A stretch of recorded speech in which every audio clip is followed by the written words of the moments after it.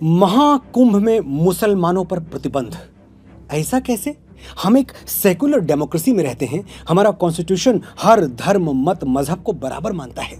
मुसलमानों को कुंभ आने से रोकना गलत है, अनडेमोक्रेटिक है, अनकॉन्स्टिट्यूशनल है, राइट विंग की दादागिरी है। अरे भाई रुको जरा, सब्र करो, पूरी बात तो समझ लो, फिर सही और गलत का जजमेंट देना।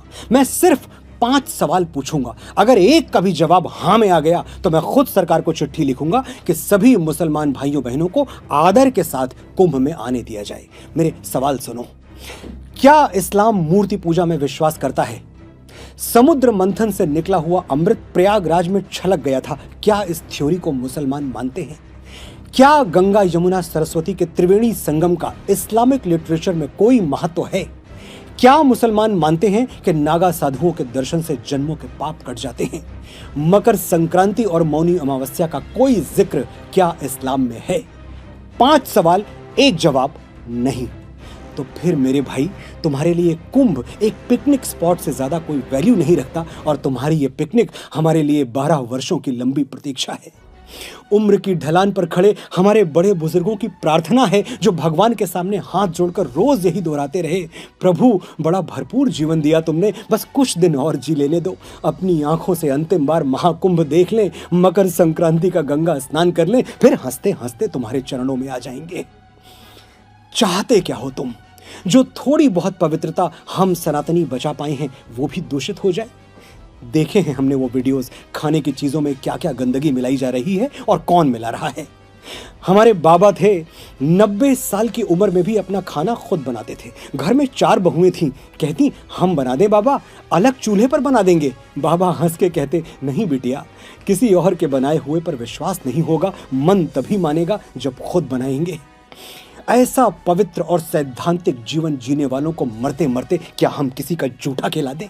जिस गंगा के जल में डुबकी लगा के वो निष्पाप होने आए हैं, उसी जल से शुद्धता का विश्वास छीन ले? लिबरल बनने के लिए, 4 सूडो सेकुलर दोस्तों में वाहवाही लूटने के लिए हम अपने साधु संतों, ऋषियों, मुनियों और बड़े बूढ़ों की तपस्या खतरे में डाल दें? क्षमा कीजिएगा, हमसे नहीं हो पाएगा। हम इतने कट्टर तो नहीं हैं कि तुम्हारी तरह मक्का के बाहर साइन बोर्ड लगा दें, मक्का ओनली फॉर मुस्लिम्स। लेकिन कुछ बातें बिना साइन बोर्ड लगाए भी समझ लेनी चाहिए। जैसे हम समझते हैं कि मक्का मदीना सिर्फ मुसलमानों का पवित्र स्थल है, इसलिए हमने कभी नहीं कहा कि मस्जिद अल हरम के दरवाजे सनातनियों के लिए भी खोल दिए जाएं। तुम क्यों जिद कर रहे हो भाई? और तुम्हारी जिद हमारे बच्चों को मिसगाइड कर रही है, एक पूरी पीढ़ी गुमराह हो रही है। 33 कोटि देवी देवता हैं हमारे पास, लेकिन हम चादर चढ़ाने दरगाह पहुंच जाते हैं। हमारे डीएनए में गलत डेटा ट्रांसमिट कर दिया गया है। शिवलिंग पर जल चढ़ाना मतलब अंधविश्वास, सुपरस्टिशन, और दरगाहों पर चादर चढ़ाना मतलब एब्सोल्यूट साइंस। हिपोक्रेसी की भी सीमा होती है। लेकिन ये जो गुमराह हो गए हैं, ये भी हैं तो हमारे अपने ही। हम इनको तब तक समझाएंगे जब तक ये समझ नहीं जाएंगे।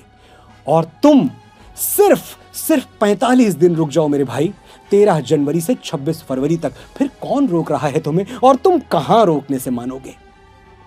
हर साल रामनवमी, दशहरा, दुर्गा पूजा हम हाथ जोड़ के विनती करते हैं, हमारी शोभा यात्राएं अपने इलाके से शांतिपूर्वक निकल जाने दो। तुम कहां मानते हो? तुम्हारी छतें पत्थर उगलने लगती हैं।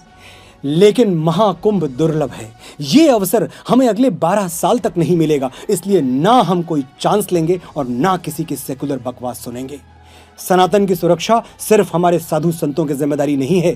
हम 100 करोड़ हिंदू सनातन के सिपाही हैं, और हम सिपाहियों ने प्रतिज्ञा ली है 45 दिनों तक तुम्हें त्रिवेणी संगम पर पांव नहीं रखने देंगे।